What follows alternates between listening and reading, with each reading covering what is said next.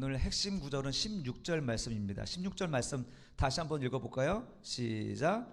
그에게서 온 몸이 각 마디를 통하여 도움을 받음으로 연결되고 결합되어 각 지체의 분량대로 역사하여 그 몸을 자라게 하며 사랑 안에서 스스로 세우느니라.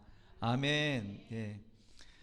우리는 교회라는 것이 얼마나 신비롭고 또 하나님이 이것을 위하여서 그리스도를 이 땅에 보내셨고 이 교회의 영광이 얼마나 무궁하고 큰 것인가를 사도 바울은 깨달았던 것이죠.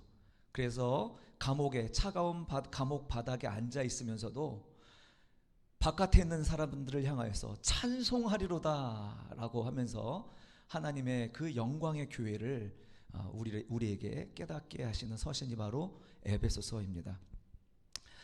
어느 책에 미국에서 목회하시는 우리 한 목사님의 실제 경험을 기록한 내용인데요. 한국에서 사역하던 절친한 목사님 부부가 집으로 가는 길에 큰 덤프트럭이랑 정면 충돌하는 사고가 있었습니다. 그래서 끔찍한 사고에 목숨은 건졌는데 온 몸이 부서지고 그리고 막대한 수술비에 또 재활까지 해야 되는 그런 상황이 있었습니다. 다행히 목숨은 무지했지만 이것을 감당할 수 있을 만큼의 의료비가 없었던 거죠.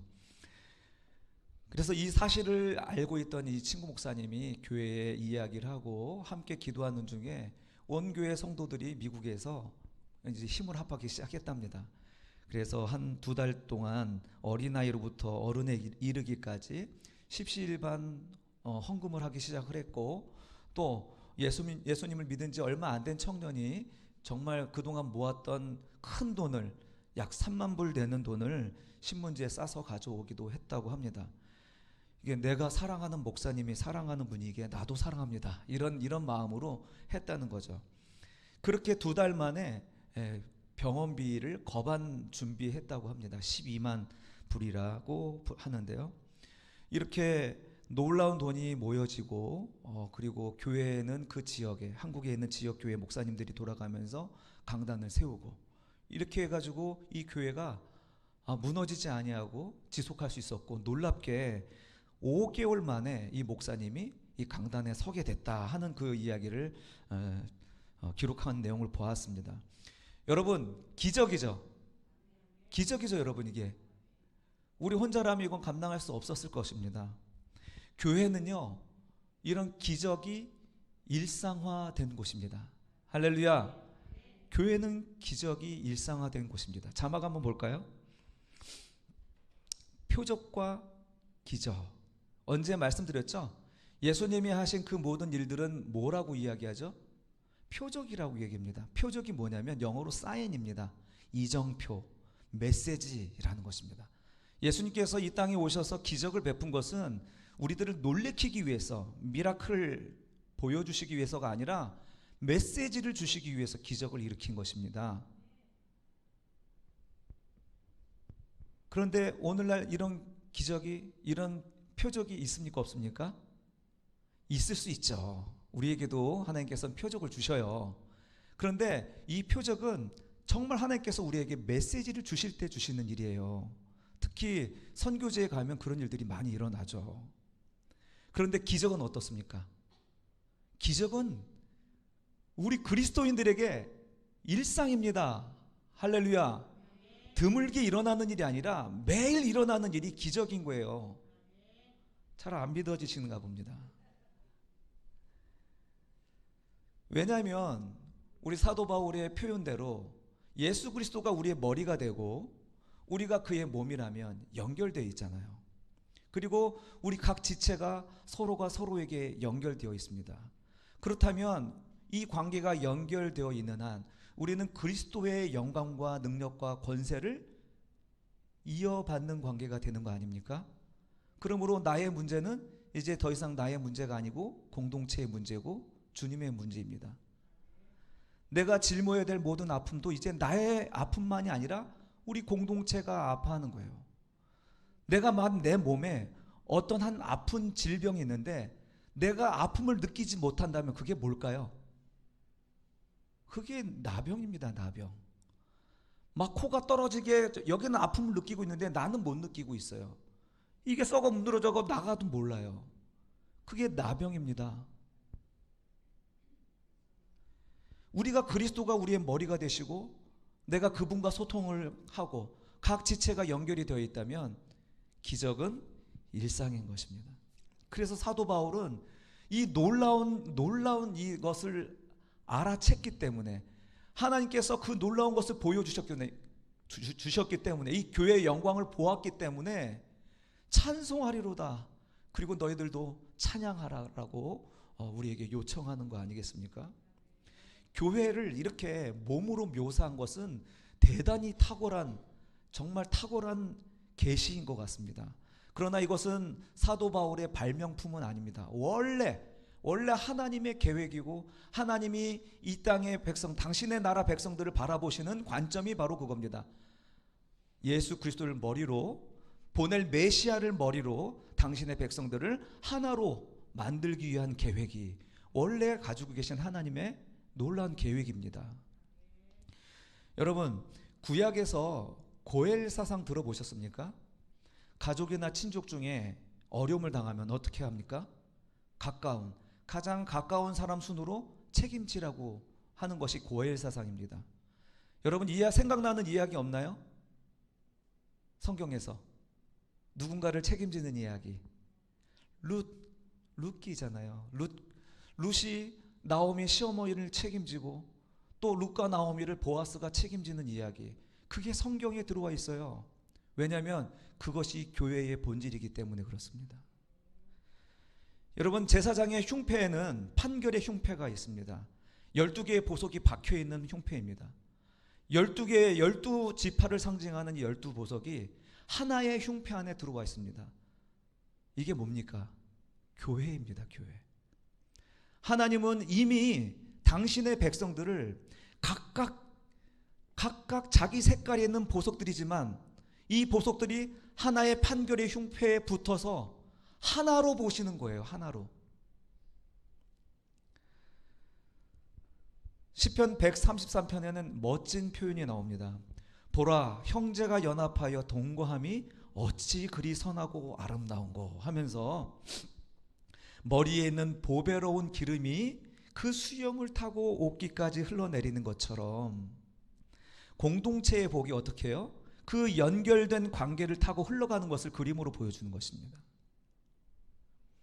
사도 바울은 이렇게 하나님께서 먼저 보여주신 이 연합의 이미지를 머리와 몸의 관계, 그리고 몸의 각 지체의 관계로 보여주고 있는 것입니다. 사도 바울은 이걸 아주 자주 사용했어요. 자기의 서신에 제가 발견한 것만 해도 6군데입니다. 머리와 몸의 관계, 몸의 각 지체의 관계. 이것이 얼마나 놀라운 교회의 비밀인지 그는 이것을 계속 모든 교회가 알기를 원했던 것 같아요. 사도 바울은 이처럼 몸의 비유를 통해서 교회의 영광이 얼마나 풍성한가를 알려주고 싶었던 것입니다. 주님은 우리의 교회의 머리가 되십니다. 관념적으로 계신 게 아니라요, 그분은 실제로 우리의 몸을 입고 오신 것입니다. 그러므로 사도 바울은 에베소서 4장 1절에서 3절에서 우리에게 권면합니다. 뭐라고 권면하는지 볼까요? 1절 1절 한번 같이 읽겠습니다. 시작. 그러므로 주 안에서 갇힌 내가 너희를 권하노니 너희가 부르심을 받은 일에 합당하게 행하라. 합당하게 행하라는 것입니다.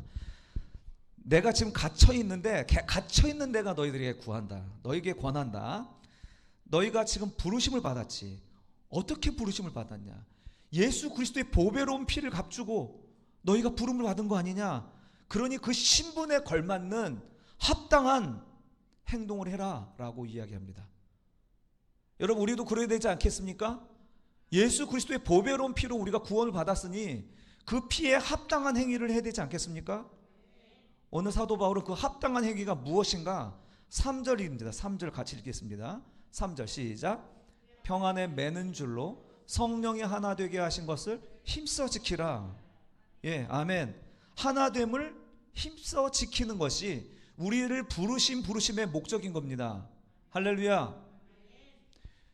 우리가 교회 하면 되게 가볍게 생각하는데 예수께서 이 땅에 오신 것은 바로 교회를 위해서 오신 거예요. 그러니 우리가 하나님의 신분에 걸맞는 자의 삶의 태도, 1차적 태도는 뭐냐면 바로 하나됨을 위해서 우리가 헌신하는 것입니다. 자, 그렇게 하나 되기 위해서 우리에게 최소한의 태도를 2절에서 얘기합니다. 최소한의 태도. 한번 읽어볼까요? 2절 시작. 모든 겸손과 온유로 하고 오래 참음으로 사랑 가운데서 서로 용납하고. 아멘. 최소한의 태도, 겸손과 온유, 그리고 또 오래 참음과 용납입니다. 이 교회 성도들의 가져야 할 최소한의 덕목입니다. 이것을 우리가 견지하면 무엇을 이룰 수 있어요? 하나됨을 이룰 수 있다는 것입니다. 겸손과 온유. 뭘까요? 나를 낮추는 거죠. 누구를 위해서? 상대방을 위해서 나를 낮추는 겁니다. 그리고 상대방을 향해서 몸을 기울이는 것입니다. 오래 참음과 용납. 이것도 상대방이 있어야 되는 거죠. 서로의 부족함을 사랑 안에서 견뎌주는 것입니다. 참아주는 것입니다. 내가 수용하고 받아들이려면 어떻게 해요? 내가 상대방을 향해서 몸을 기울여야 하는 것입니다. 만약 나에게 이유가 있고 내 맞는 말만 주장하게 되면 어떻게 될까요, 여러분? 어떻게 될까요? 싸움이 일어나는 거죠. 싸움은 틀린 말 때문에 일어납니까? 맞는 말 때문에 일어납니까? 맞는 말 때문에 싸움이 일어나는 거 아닙니까? 제 말이 틀렸습니까, 여러분? 이렇게 제 말이 틀렸습니까 하면 무슨 뜻이에요? 싸우자고 하는 거죠. 지금 싸우자고. 우리 싸움은 틀려서 싸우는 게 아니에요. 다 각자 자기 이유가 있고 맞는 이유가 있으니까, 사정이 있으니까 싸움이 나는 겁니다. 각각 자기 사정을 가지고 자기 무기로 삼고 나서기 때문에 싸움이 일어나고 싸움이 끝나지 않는 거죠. 그러니까 이 맞는 말로 대하는 게 아니라 상대방을 들어주고 참아줌으로 이 싸움은 끝을 맺는 것이죠. 또한 상대방의 의사와 뜻을 귀중하게 여기는 것이죠. 상대방과의 갈등에 있어서 상처가 쉽게 되는 건 뭐냐면 주먹을 날려서 상처를 주는 것보다 거절감에서 오는 상처가 크다고 합니다. 거절감. 상대방에게 거절당하면 상처가 되어서 그 근처에도 가기 싫다는 거죠. 그런 느낌 막 떠오르지 않나요 지금? 거절당했을 때 어떤 그런 감정. 어린아이가 어린이집에 갔다가 뭐 하루 종일 있었던 일들을 막 쫑알쫑알 얘기를 하니까 꼭 그걸 듣고 팩트 날리는 아빠들 있죠. 그래서 동심을 깨는 아빠들 있잖아요. 그럼 아빠 곁에 안 갑니다, 아이들은. 그래서 엄마한테 가갖고 막 얘기하면 엄마는 어떻게 얘기해요? 그래, 어머, 그랬죠? 그러면서 대단하네. 어떻게 알았어? 와, 짱이다. 아, 그런데 어떻게 해야 돼? 이렇게 아이들에게 몸을 기울여서 들어주고 그 말을 거절하지 않고 받아주면 이 아이는 신나서 계속 떠들어내는 거죠. 여러분 한번 생각해 보세요. 어른들은 다릅니까? 어른들은 다릅니까? 여러분들도 나를 받아주고 나를 긍정해주고 수용해주는 그 집단에서 이야기하고 싶지 않습니까? 이 말이 틀리네 맞네 하는 이야기 하는 곳에 가면 다시는 내가 거기 가는가 봐라. 안 가죠. 거절감은 생각보다 큰 상처를 남깁니다. 입을 닫게 하고 그리고 마음을 닫게 하는 것입니다. 우리는 알게 모르게 나와 다른 우리 지체들에게 알게 모르게 거절감의 감정을 던져주지 않았나.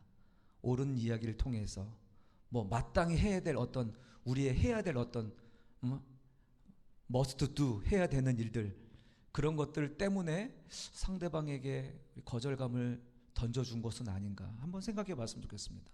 여러분, 그런 사소한 것들이 이 하나됨을 깨뜨린다는 거예요. 부모님들이 가장 잘못하는 것이 바로 이렇게 아이들을 용납하고 기다려주는 것을 잘 못하는 것 같아요. 그리고 가까운 사이일수록 상처를 쉽게 주고받죠. 그래서 우리가 목장 모임 할 때도 조금은 조심할 필요가 있는 것 같습니다. 사이가 점점 좋아지잖아요. 그럴 때 우리의 언어를 조심히 할 필요가 있습니다. 거절감이 생기지 않도록 상대방의 몸을 기울여서 수용하는 태도로 이렇게 이야기를 한다 그러면은 오히려 정말 좋지 않을까 싶습니다. 여러분, 이렇게 소통이 일어나야 되는 것입니다. 살아있는 것은 흘러가게 되어 있습니다. 소통이 일어나지 않으면 불통입니다. 소통은 형통이고 형통은 기적이다. 한번 따라해 볼까요? 소통은 형통이고 형통이 기적이다. 예, 소통이 일어나지 않으면 동맥경화가 일어난 사람처럼, 예? 죽은 시체처럼, 아까 말씀드렸던 것처럼 나병 환자처럼 그렇게 되는 것입니다. 불통이 되면 교회의 일상인 기적은 결코 경험하지 못한다는 겁니다. 상대를 수용하고 서로의 부족함을 견뎌주는 관계, 교회의 유익과 교회의 기적, 우리가 누리게 될 줄로 믿습니다. 다시 2절 한번 읽어봅시다. 2절 시작.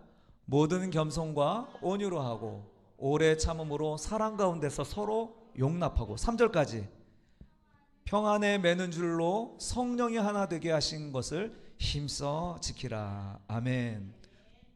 자, 이렇게 하나 되게 하는 일, 누구의 일이라고요? 누구의 일? 성령이 하나 되게 하셨다고 하니까 성령의 일이죠. 하나 되게 하시는 일이 성령의 일입니다. 성령의 일은요, 하나 되게 하시는 것입니다. 여러 가지 기이한 일을 하시는 것도 하나 되게 하시기 위한 표적입니다.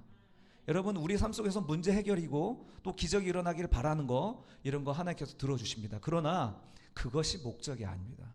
하나님이 우리에게 주시는 목적은 뭐냐면, 그것을 시작으로 오늘 우리 공동체가, 우리 가족이, 내가 속한 곳에서 하나됨을 이루게 하시기 위한 하나님의 표적이라는 것이지, 그 일어난 일들이 우리에게 목적이 되면 미신이 되는 것입니다. 미신, 신앙이 아니라.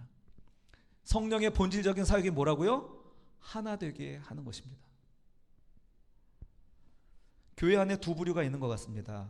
무슨 일이 일어나면 사람들이 보거나 말거나 옳다고 믿는 것을 주장하는 사람이 있습니다. 그런가 하면 어떤 사람은요, 교회가 혹시 이미지가 상하면 어떻게 할까? 교회 성도들이 상처받으면 어쩌지? 교회를 다니는 우리 자식들이 혹시 교회에 대해서 왜곡하는 마음을 갖게 되면 어떡하지? 여러분, 어떤 사람이 오늘 본문에 합당한 사람일까요? 전자입니까? 후자입니까? 전자입니까? 후자가 아니겠습니까? 교회는 교회의 방식으로 문제를 해결하는 거예요. 우리가 지혜가 없어서 세상의 법정에 가져가서 그것을 해결하느냐 하면서 사도 바울이 책망하지 않았습니까? 교회는 교회의 방식으로 해결하는 거예요. 물론 그렇게도 안 되는 인간이 있어서 법정까지 가겠지만, 여러분, 우리가 예수님을 머리로 하여서 그분의 인격을 우리가 닮아갈 때, 그리고 그 인격을 공동체 안에서 사용할 때, 교회는 비로소 건강한 몸을 세워나가고, 그것을 위하여 우리가 부름을 받았고, 그리고 그 안에서 우리가 날마다 기적을 체험하도록 우리를 불러주신 줄로 믿습니다. 여러분, 한 걸음 더 나아가서 이렇게 소통하는 관계, 흘러가는 관계는 바로 사랑하는 관계입니다. 사랑하는 관계. 맞습니까? 아멘. 요한복음 13장 1절, 그 사랑은 어떤 사랑인가 한번 봅시다. 같이 13장 1절 시작. 유월절 전에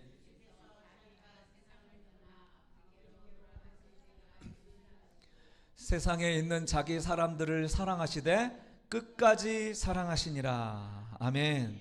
사랑하시되 어떻게 사랑해요? 끝까지 사랑하셨다라고 하는 것입니다. 예. 사랑의 핵심은요, 책임지는 사랑입니다. 주님은 끝까지 우리를 책임지신다는 것입니다. 우리가 무슨 일을 해도 또 무슨 일을 당해도, 또 무슨 짓을 했어도, 무슨 잘못을 했어도 포기한다 안 한다?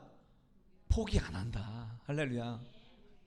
주님은 우리를 끝까지 사랑하신다는 거예요. 주님의 사랑은 상대방을 위해 자신을 기꺼이 허비하는 사랑을 그 십자가에서 보여주셨습니다. 그래서 예수를 믿는 사람들은 어떤 삶을 사는 줄 아세요? 상대방을 위해서 허비하는 삶을 사는 거예요. 허비하는 삶. 그런데 교회 안에 어떤 사람들 있습니까? 조금도 손해보지 않으려고 하는 사람들이 있잖아요. 참 이상해요.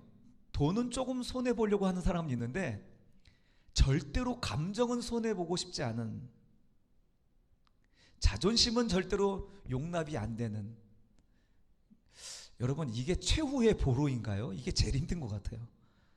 내가 돈 얼마 손해보고 말지 내 이 자존심은 내가 무너뜨릴 수 없어, 이렇게 붙들고 있는 분 계십니까? 여러분, 그리스도인들의 사랑은 우리의 선생님이신 예수를 닮아서 상대방을 위하여 허비하는 사람입니다. 그런데 이 허비하는 사람을 정말 헛되다, 왜 그렇게 낭비하냐라고 책망하는 사람들이 있었습니다. 마가복음 14장 3절에서 5절 한번 제가 읽어드릴게요. 예수께서 베다니 나병 환자 시몬의 집에 식사하실 때에 한 여자가 매우 값진 향유 곧 순전한 나드 한 옥합을 가지고 와서 그 옥합을 깨뜨려 예수의 머리에 부으니 어떤 사람들이 화를 내어 서로 말하되 어찌하여 이 향유를 허비하는가. 같이 읽겠습니다. 이 향유를 300데나리온 이상에 팔아 가난한 자들에게 줄 수 있었겠도다 하며 그 여자를 책망하는지라. 자, 어떤 사람들이 말한 그 어떤 이야기들, 맞는 말입니까? 틀린 말입니까? 아니죠. 맞는 말이죠. 그 300데나리온을 팔면 정말 많은 사람들을 도울 수 있는 정말 합리적이고 맞는 말이죠. 그런데 사랑은 아닌 거예요. 우리가 예수를 믿는 것은 예수를 사랑하는 것으로 우리가 주님께 헌신하고 허비하는 삶을 사는 것입니다. 여러분 뭐하러 여기 앉아 있습니까? 지금 허비하고 있는 거잖아요. 지금 우리 주님께 허비하는 삶에 기꺼이 헌신하는 것은 여러분의 큰 축복인 줄로 믿습니다. 그러나 오늘 사도 바울이 우리에게 얘기하는 것은 서로가 서로에게 그런 허비하는 삶이 있어야 된다는 것을 말씀하고 있는 것입니다. 누가복음 16장 9절에는 요한복음 12장 4절 5절에서는 그 어떤 사람들 중에 누가 있었냐면 가룟 유다가 있었다라고 명시하고 있습니다. 옳은 말만 하던 가룟 유다가 결국 예수를 부인하고 예수를 팔아버렸습니다.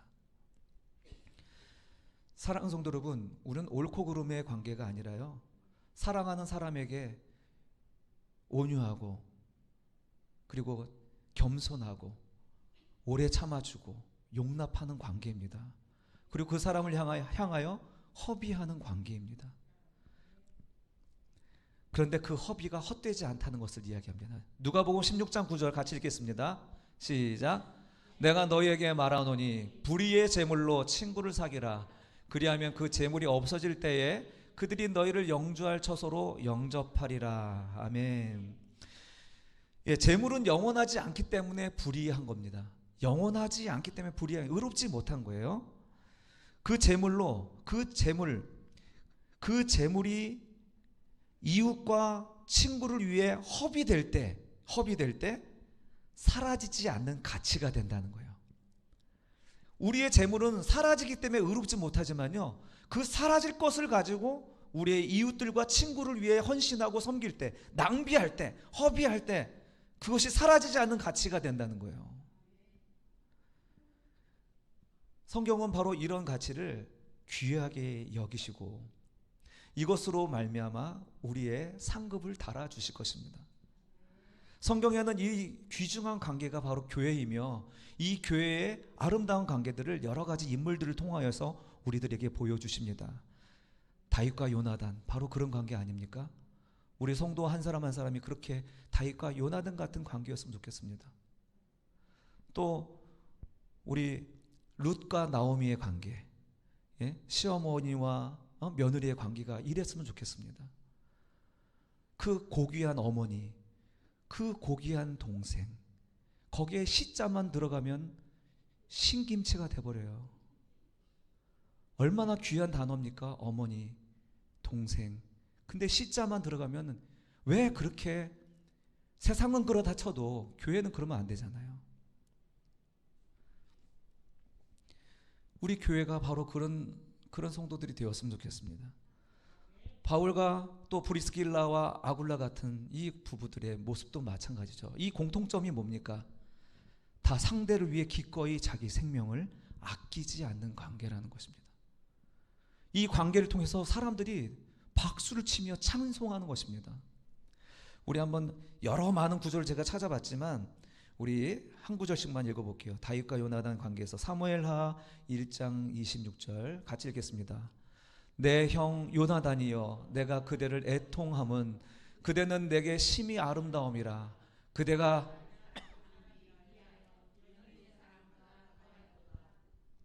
얼마나 요나단이 다윗을 사랑했으면 다윗이 그를 향하여 애곡할 때 당신의 사랑은 다른 여인들이 나를 사랑하는 것보다 더했습니다. 이렇게 고백합니까? 우리 남성 성도들의 사랑이 이랬으면 좋겠습니다. 그냥 주일 한번 인사하고 끝나고 가는 관계가 아니라 깊은 관계, 내 생명을 내어 던지고 내가 갖고 있는 모든 직위를 내려놓고 다가갈 수 있는 그런 관계가 되었으면 좋겠습니다. 룻과 나오미의 관계에 대해서 이거는 동네 사람들이 칭송하는 겁니다. 베들레헴 사람들이 칭송하는 내용인데 룻기 4장 15절입니다. 같이 읽어볼까요? 시작. 이는 내 생명의 회복자이며 내 노년의 봉양자라. 곧 너를 사랑하며 7 아들보다 귀한 내 며느리가 낳은 자로다 하니라. 아멘. 우리 모든 교우의 관계가 이랬으면 좋겠습니다. 세대를 넘나드는 관계. 우리 어르신들을 섬기는 젊은 사람들의 섬김과 또 젊은 사람들을 바라보는 그 고마운 마음과 그 사랑스러운 눈빛이 계속 소통되고 이어지는 그런 관계가 우리 교회 안에 넘쳐나기를 주님의 이름으로 축원합니다. 바울과 브리스길라와 아굴라 관계도 마찬가지입니다. 한번 같이 읽어볼게요. 시작. 너희는 그리스도 예수 안에서 나의 동역자들인 브리스가와 아굴라에게 문안하라. 그들은 내 목숨을 위하여 자기들의 목까지도 내놓았나니 나뿐 아니라 이방인의 모든 교회도 그들에게 감사하느니라. 아멘. 여러분, 이게 교회입니다. 이것이 교회의 위력이고 능력입니다. 우리 그동안 이게 있었습니까?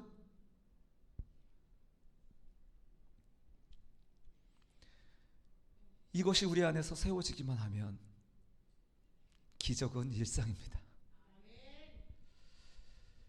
초대교회가 세상에서 칭찬을 받고 소문이 나고 그래서 결정적으로 부흥할 수 있었던 것은 내 것을 내 것이라 이야기하지 아니하고 내 것을 기꺼이 낭비하는 그 관계, 유무상통의 관계가 되었기에 세상 사람들은 놀라는 거죠. 여러분, 이런 관계가 바로 부흥의 시작이고 기적의 시작인 것입니다. 사도행전 4장 32, 35절을 같이 읽겠습니다. 시작. 믿는 무리가 한 마음과 한 뜻이 되어 모든 물건을 서로 통용하고 자기 재물을 조금이라도 자기 것이라 하는 이가 하나도 없더라. 사도들이 큰 권능으로 주 예수와 부활을 증언하니 무리가 큰 은혜를 받아 그 중에 가난한 사람이 없으니 이는 밭과 집이 있는 자는 팔아 그 판 것의 값을 가져다가 사도들의 발 앞에 두매 그들이 각 사람의 필요를 따라 나누어 줌이라. 아멘. 여러분, 이 초대교회, 우리가 모델로 삼고 있는 이 초대교회는요, 그냥 관념적인 믿음이 아니었습니다. 실제적이었습니다. 그냥 예배를 드리고 집에 들어가서 안위하고 내 배만 두드리기는 그런 신앙이 아니라 실제적인 삶이었다는 것이죠. 그런 세상 사람들의 눈에는 기적이었습니다. 하지만 성도들에게는 그런 삶이 일상이었던 것이죠. 이제 말씀을 맺겠습니다. 오늘의 핵심 말씀인 에베소서 4장 16절을 다시 한번 읽어보겠습니다. 시작. 그에게서 온 몸이 각 마디를 통하여 도움을 받음으로 연결되고 결합되어 각 지체의 분량대로 역사하여 그 몸을 자라게 하며 사랑 안에서 스스로 세우느니라. 아멘. 여러분, 건강한 몸은 머리의 명령을 받아, 그리스도죠. 그리스도의 명령을 받아 잘 듣고 또 각 지체가 연결되어서 부위마다 서로 그 영양분을 공급하고 흐르고 흘러서 공급받을 때 건강한 몸이 되는 것입니다. 지난주에는 우리 막대기 신앙을 얘기했죠. 그리고 섞이지 않은 콩자루 교회를 이야기했습니다.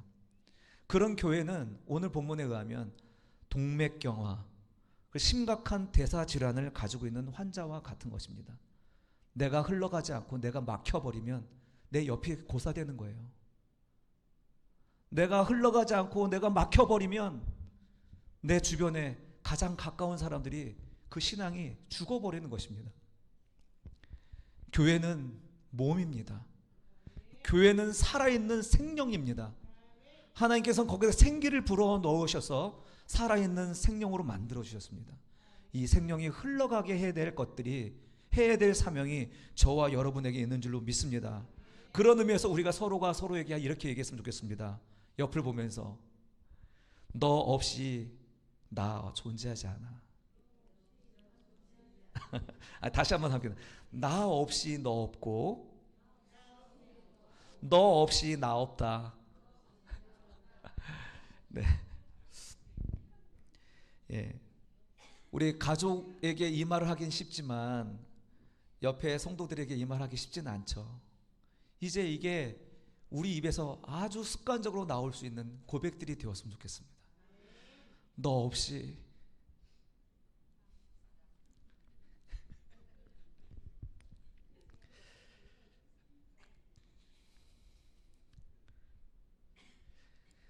너 없이 나는 존재하지 않아. 너 없이 난 아무것도 아니야. 예, 우리 머리 대신 그리스도에도 똑같은 말씀하시는 거예요. 야, 몸 없이 이 머리가 무슨 의미가 있어? 교회의 몸인 너희가 없이 내가 무슨 의미가 있어? 그 반대도 마찬가지죠. 주님은 이 땅에 육신을 입고 오셨습니다. 저는요, 성탄절이 전 부활절보다 더 위대한 날이라고 생각합니다. 왜 그런지 아세요? 영이신 하나님이 육신을 입었다는 게 말이 됩니까? 영원하신 그 영이신 하나님이 육신을 입고 이 땅에 오신 게 이게 이해가 되십니까, 여러분? 말도 안 되는 일을 주님께서 하신 거예요. 저는 성탄절을 다른 절기보다 더 높여야 된다고 생각합니다.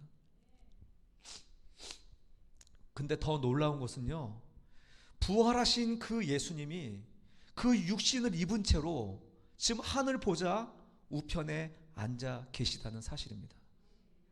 믿으십니까? 우리가 주님이 오시는 그날 육신을 입고 계신 그분이 우리의 표적이 될 것입니다. 그가 우리를 얼마나 사랑하시면 그 하늘의 그 영광을 다 버리고 육신을 입어서 우리의 맏아들이 되어주십니까? 그가 앉으신 보좌가 우리에게 큰 은혜가 되는 것은 영원한 왕이신 하나님이 사람의 몸으로 사람들과 함께 영원히 운명을 함께 하시기로 작정하셨기 때문에 우리에게 은혜가 되는 것입니다. 사랑하는 성도 여러분, 그러므로 우리는 그 안에서 연결되어야 됩니다. 이것은 선택의 문제가 아니고 명령입니다. 그래야 나를 통해 누구에겐가 사랑이 전달되기 때문입니다. 누군가는 나의 그 사랑을 통하여서 함께 자라가야 하기 때문입니다. 이렇게 교회가 되고 이렇게 순환되고 겸손과 온유로 오래 참음과 용납으로 소통이 일어날 때 교회와 가정에 형통이 되고 또 형통은 기적을 만들며 기적은 이제 우리의 일상이 되는 줄로 믿습니다. 사랑하는 성도 여러분, 지금 여러분 곁에는 여러분의 영혼을 책임지고 함께 울어줄 지체가 있으십니까? 또한 여러분은 누구의 영혼을 위해 기꺼이 여러분의 삶을 낭비하며 사랑할 마음이 있으십니까? 크리스마스 이 계절, 누구에게는 그렇기 때문에 더 춥고 외롭게 느껴지는 절기겠죠. 하나님이 여러분을 그리스도 예수를 값주고 사셨으니 그 가치에 걸맞는 서로를 책임지는 사랑을 실천하는 저와 여러분 옥토교회 성도님들 다 되시기를 주님의 이름으로 축원합니다.